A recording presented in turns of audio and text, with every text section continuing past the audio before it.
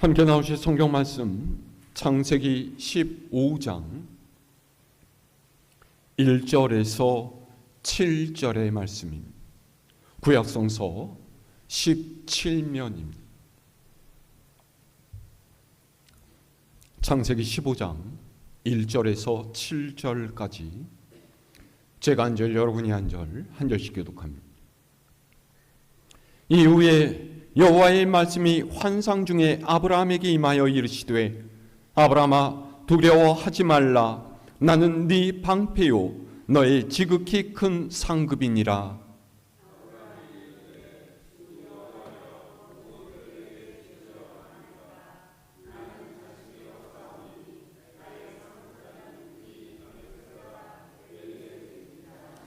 아브라함이 또 이르되, 주께서 내게 씨를 주지 아니하셨으니 내 집에서 길린 자가 내 상속자가 될 것이니이다.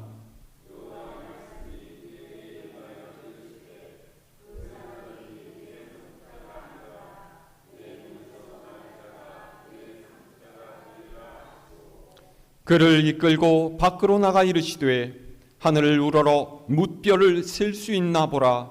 또 그에게 이르시되, 네 자손이 이와 같으리라.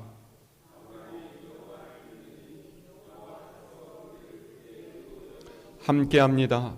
또 그에게 이르시되, 나는 이 땅을 네게 주어 소유를 삼게 하려고 너를 갈대아인의 우르에서 이끌어낸 여호와니라. 아멘. 할렐루야.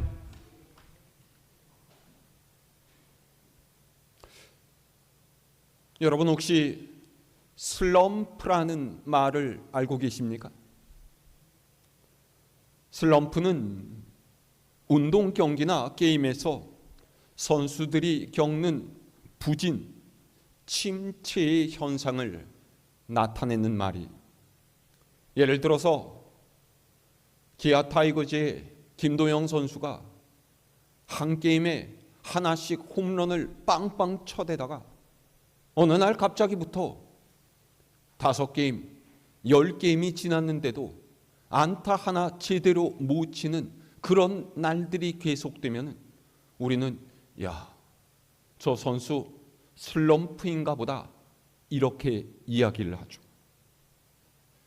그런데 이런 슬럼프는요, 비단 운동 경기에만 있는 것이 아니라 우리의 신앙 생활에도 찾아옵니다.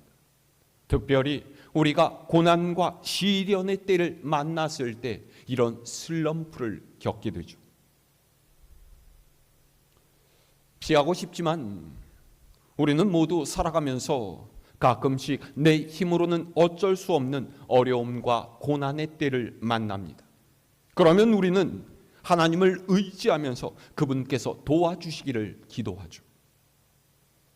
그런데 이렇게 기도할 때요, 우리가 저지르기 쉬운 실수가 있어요. 그것은 자신의 행위에 근거한 것으로 하나님께 도움을 받으려 하는 경향이 있다는 거죠.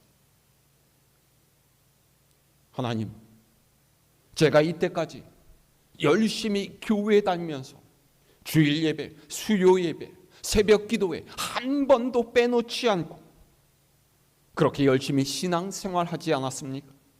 하나님, 제가 악한 일 하지 않고 되도록 말씀대로 살려고 노력해오지 않았습니까? 다른 사람들을 도우면서 나누고 베푸는 삶을 살지 않았습니까? 이런 걸 보아서라도 하나님께서 나한테 이렇게 하시면 안 되는 거잖아요. 얼른 저를 이 어려움에서 벗어나게 해주세요. 이렇게 기도하는 거예요. 물론 하나님의 뜻대로 살려고 노력하고 애쓰는 것은 칭찬받아 마땅합니다. 하지만 그것이 하나님께서 나를 의롭다고 여기시는 근거는 될 수가 없어요. 우리의 의로움은 행위가 아닌 믿음에 달려있기 때문이죠. 오늘 말씀은요, 아브라함으로 이름이 바뀌기 전에 아브람 이야기입니다. 14장에서 엘람 왕 그돌라오메를 중심으로 한 북방 네 나라의 연합군이 소돔과 고모라를 공격해서 아브라함의 조카인 롯을 사로잡아간 사건과 연결이 되어 있어요. 롯이 잡혀갔다라는 소식을 듣고 아브라함은 자기 집의 사람들 318명을 데리고 가서 북방 연합군을 습격해서 승리를 거두고 롯을 다시 찾아옵니다. 그 누구도 예상하지 못했고 아브라함 자신도 믿기지 않을 만큼 놀라운 성공이었어요. 그런데 그렇게 싸움에서 이기긴 했지만은 일단 아브라함이 집에 돌아오고 나니까 갑자기 확 깨는 거예요. 롯을 구출해 와야 한다는 생각이 머릿속에 가득했을 때는요, 급한 마음에 이것저것 계산할 여유가 없었죠. 그런데 롯을 구출하고 모든 상황이 정리되고 나니까 마음에 큰 두려움이 찾아온 거예요.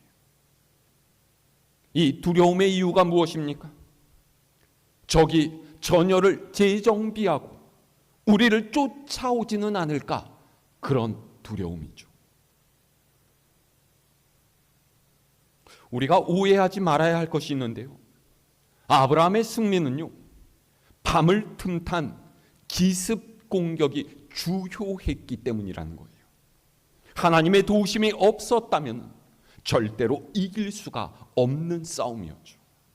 생각해 보세요. 아브라함이 데리고 간 사람들은요, 고작 318명이었어요. 적들은요, 네 나라의 연합군입니다. 숫자가 얼마나 되었겠습니까?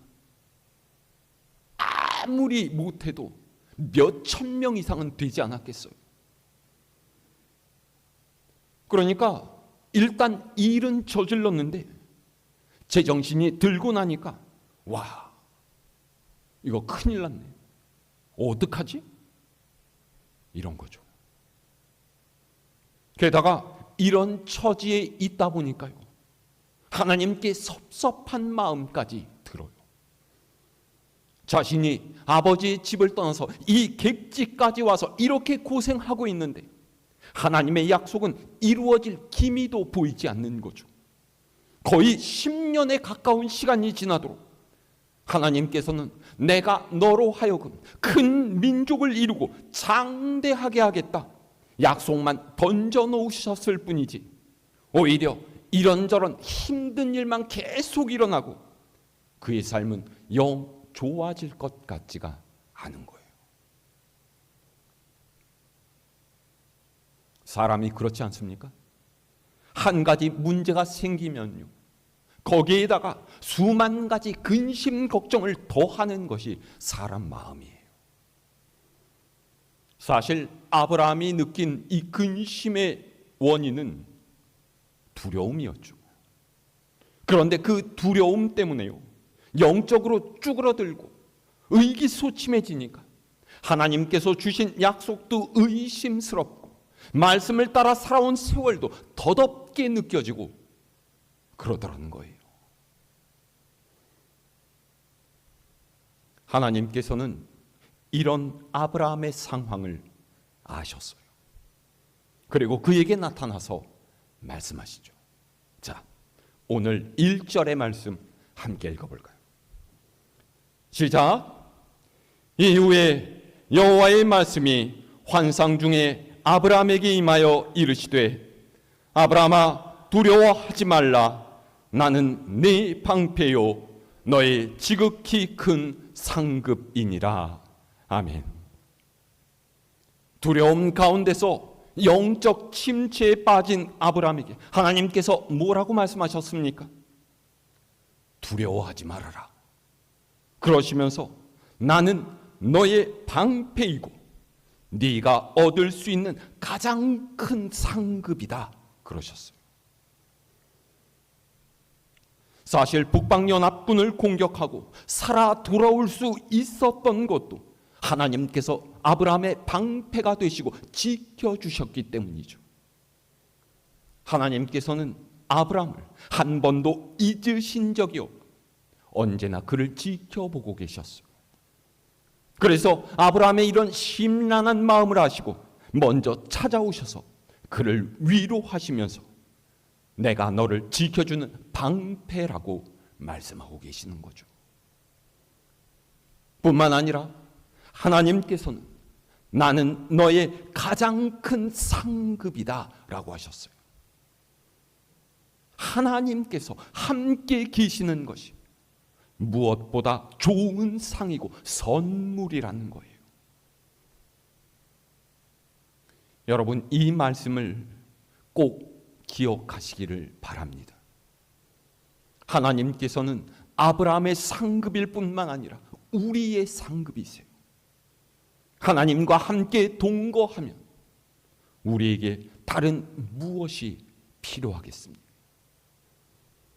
두려워하는 아브라함을 찾아오셔서 그의 마음을 만지시는 하나님의 위로가 오늘 여러분의 삶에도 충만하게 임하시기를 소망합니다. 자, 그런데 이렇게 찾아오셔서 그를 위로하시는 하나님께 아브라함이 어떻게 반응해요? 2절에서 3절의 말씀 읽어볼까요? 시작. 아브라함이 이르되 주 여호와여 무엇을 내게 주시려 하나이까? 나는 자식이 없사오니 나의 상속자는 이 다메섹 사람 엘리에셀이니이다. 아브라함이 또 이르되 주께서 내게 씨를 주지 아니하셨으니 내 집에서 길린 자가 내 상속자가 될 것이니이다. 아멘. 보세요. 하나님께서 찾아오셔서 말을 걸어주시고 위로하시면 사람이 보일 수 있는 정상적인 반응이 어떤 것이겠습니까? 맞습니다. 하나님께서 나의 방패이시고 상급이십니다. 내가 잠깐 힘을 잃었지만 이제는 기운을 낼 수 있겠습니다. 하나님 감사합니다. 이래야 하는 거 아니에요? 그런데 영적인 슬럼프에 빠진 아브라함은 그렇지 않아요. 오히려 기다렸다라는 듯이 하나님께 불평과 불만을 토해내죠. 아니 하나님, 도대체 저한테 뭘 주시겠다라는 거예요? 주신다고 약속하신 자식이나 좀 빨리 주실 것이지. 벌써 10년이 다 되어가는데 자식은 안 주시고 왜 다른 말씀만 하십니까? 하나님께서 내게 자식을 주시지 않았으니까 내 상속자는 저 다메섹에서 데려온 엘리에셀이 될 겁니다. 아브라함은 굉장히 삐졌습니다.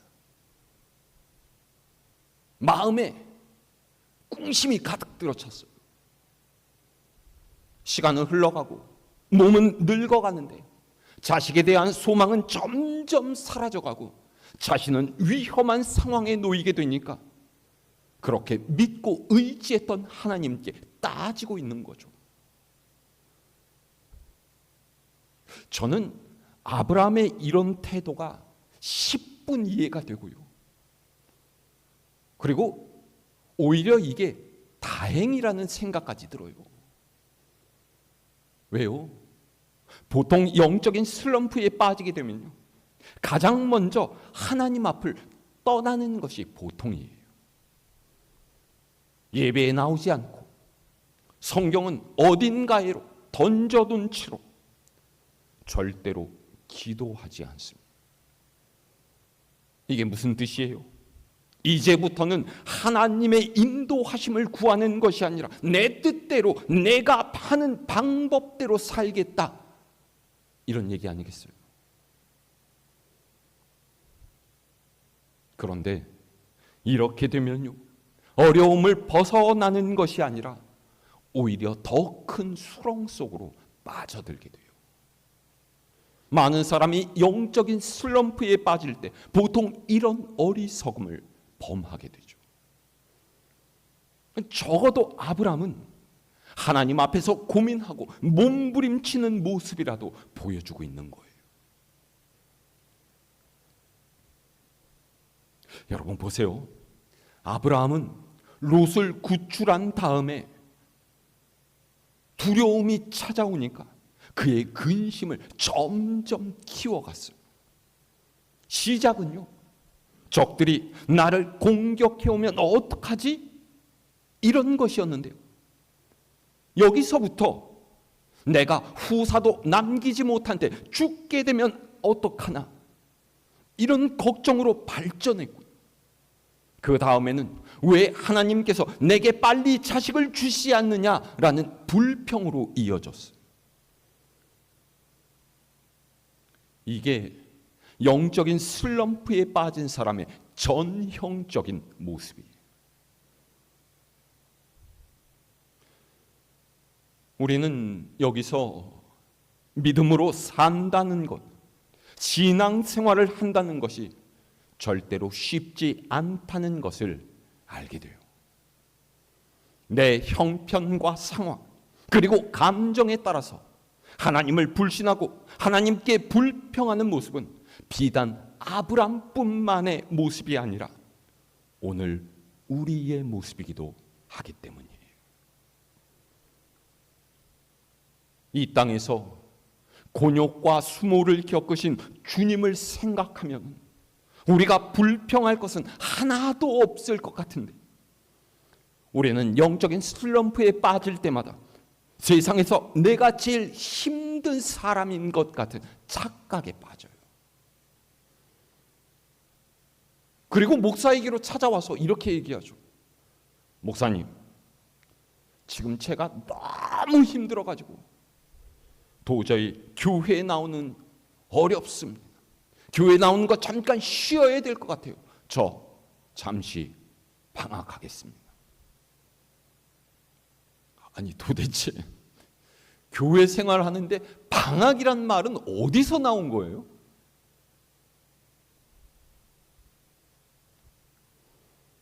여러분, 믿음으로 사는 것은 단순하지가 않습니다. 어느 누구도 한 번 잘 믿는 것으로 믿음 생활을 완성할 수 있는 사람은 없어요. 하나님의 훈련에 성실하게 동참하면서 지난한 연단의 과정을 거쳐야만 단단한 한 사람의 그리스도인이 되는 거죠. 자, 4절에서 5절의 말씀 읽어볼까요? 시작. 여호와의 말씀이 그에게 임하여 이르시되 그 사람이 네 상속자가 아니라 네 몸에서 날 자가 네 상속자가 되리라 하시고 그를 이끌고 밖으로 나가 이르시되 하늘을 우러러 뭇별을 셀 수 있나 보라. 또 그에게 이르시되 네 자손이 이와 같으리라. 아멘. 여러분 보세요. 아브라함이 불평을 하든 말든 그냥 놓아두신다고 해서 하나님께서 뭐 손해를 보시겠습니까? 아니잖아요. 그런데 왜 하나님께서는 아브라함을 달래시고 다시 약속을 해주시는 거예요? 그를 사랑하시기 때문이죠. 하나님은 사랑이시기 때문이에요. 하나님께서는 인자한 음성으로 아브라함에게 말씀하시오. 엘리에셀은 내가 약속한 너의 상속자가 아니야. 왜 믿고 기다리지 못하는 거냐? 네 상속자는 네 몸에서 나올 자가 될 거다. 그리고는 그를 밖으로 데리고 나가서 또 말씀하시죠. 봐라, 저 하늘의 수많은 별처럼 네 자손이 많아지게 될 거야. 그러니 믿고 기다려라. 우리는 여기서 하나님의 사랑과 인내를 봅니다. 하나님께서 우리의 상급이신 이유는요, 바로 이런 분이시기 때문이에요. 우리의 조급함과 어리석음에도 불구하고 하나님께서는 우리를 참아주시고 안으시고 위로하시죠. 우리의 장래에 대한 보장이 되어주시고 그분의 약속을 끝까지 지키세요. 우리가 여기서 알아야 할 것이 있어요. 여러분, 왜 하나님께서 아브라함에게 빨리 자식을 주시지 않으셨을까요? 그로 하여금 간절하게 하시려고? 조금 애를 태우다가 주시려고요? 아니에요. 육체의 소망이 다 끊긴 다음에 얻는 자식이라야 그를 하나님께서 주셨다라는 사실을 믿게 되기 때문이죠. 그런데 아브라함은 자기의 나이가 많아질수록 불안해요. 조급해지죠. 왜요? 인간적인 관점으로 생각하기 때문이에요. 나도 살아도 조금 더 늙으면 아예 아무것도 안 될 텐데, 그런 생각이 그의 안에 그의 마음을 사로잡고 있었던 거죠. 그런데요, 아브라함이 위대한 믿음의 조상이라고 불리는 이유는 이런 영적인 슬럼프에서도 하나님의 말씀을 듣고 나서 그 말씀을 아멘으로 받았다라는 거예요. 자, 6절에서 7절 말씀 읽어볼까요? 시작. 아브라함이 여호와를 믿으니 여호와께서 이를 그의 의로 여기시고 또 그에게 이르시되 나는 이 땅을 네게 주어 소유를 삼게 하려고 너를 갈대아인의 우르에서 이끌어낸 여호와니라. 아멘. 아브라함이 여호와를 믿으니 그랬습니다. 무슨 뜻이에요? 하나님께서는 사람이 차마 상상할 수 없는 불가능한 환경 속에서도 능히 그분의 뜻을 이루시는 분이시라는 걸 믿었다라는 거예요. 방패가 되시고 상급이 되시는 하나님, 그 하나님께서 하신 약속을 믿은 거죠. 사도 바울은 이것에 대해서 로마서에서 이렇게 이야기를 하고 있어요. 자, 우리 화면에 나올 텐데요. 로마서 4장 18절에서 22절 말씀 우리 함께 읽어볼까요? 시작. 아브라함이 바랄 수 없는 중에 바라고 믿었으니 이는 네 후손이 이같으리라 하신 말씀대로 많은 민족의 조상이 되게 하려 하심이라. 그가 백세나 되어 자기 몸이 죽은 것 같고 사라의 태가 죽은 것 같음을 알고도 믿음이 약하여지지 아니하고 믿음이 없어 하나님의 약속을 의심하지 않고 믿음으로 견고하여져서 하나님께 영광을 돌리며 약속하신 그것을 또한 능히 이루실 줄을 확신하였으니 그러므로 그것이 그에게 의로 여겨졌느니라. 아멘. 아브라함은 두려움에 빠졌었어서 영적인 슬럼프를 겪었죠. 하나님의 약속을 잠시나마 믿지 못하고 불평하기도 했어요. 하지만 그는 다시 하나님의 말씀을 믿고 그 슬럼프에서 벗어나 믿음으로 의롭게 되는 첫 번째 사람이 되었죠. 여러분 보세요. 상황은요 하나도 달라진 게 없어요. 갑자기 약속이 이루어질 것이라는 확실한 증거를 얻은 것도 아닙니다.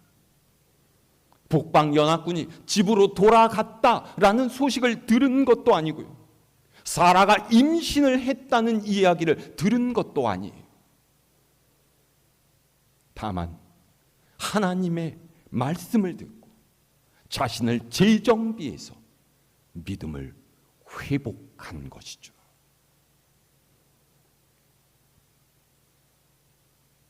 여러분, 전혀 반갑지 않지만 우리의 삶에는 위기와 어려움의 순간이 찾아와요.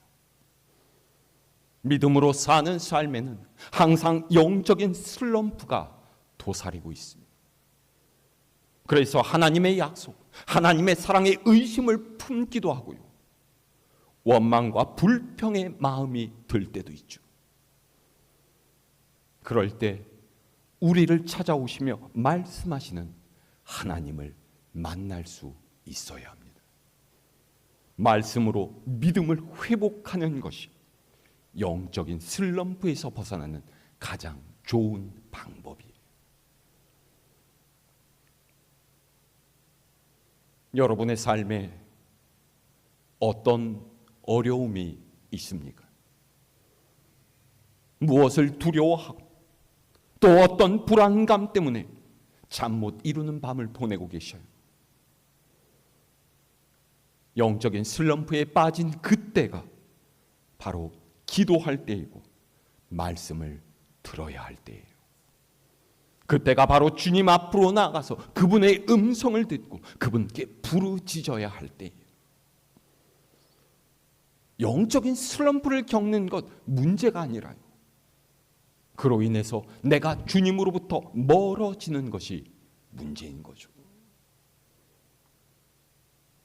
하나님께서는 아브라함 때나 지금이나 변함이 없으신 분이십니다. 아브라함의 방패이셨던 하나님께서는 우리의 방패가 되시고 우리의 상급이 되어주세요. 하나님께서는 우리에게 그분의 약속을 주셨죠. 그 약속은 믿는 자는 구원을 얻고 천국에서 영원한 생명을 누리게 된다라는 거예요. 아브라함은 자신에게 주신 하나님의 약속을 믿고 끝까지 하나님께 충성했습니다. 오늘의 우리도 그렇게 살아가기를 하나님께서는 바라고 계신 줄로 믿습니다. 영적인 슬럼프가 없으면 좋겠지만요, 우리의 신앙생활에는 반드시 이런 일이 있습니다. 믿음의 조상인 아브라함도 때때로 흔들리지 않았어요. 하지만 그럴 때 하나님 사랑이 증거인 십자가를 바라보고 우리 곁에 계시는 주님의 손을 잡고 일어서는 여러분 되시기를 바랍니다. 하나님의 말씀을 듣고 기운을 되찾으시기를 바랍니다. 기도하는 중에 우리를 위로하시는 하나님의 손길을 경험하고 믿음을 회복하실 수 있기를 바랍니다. 하나님께서는 그런 우리를 의롭다고 여기실 거예요. 무엇보다 흔들리지 않는 견고한 믿음의 사람이 되기를 힘쓰시기를 바랍니다. 언제나 하나님의 선하심과 신실하심을 의지하며 주님의 뜻대로 행하는 여러분 모두가 될 수 있기를 우리 주님의 이름으로 축원합니다.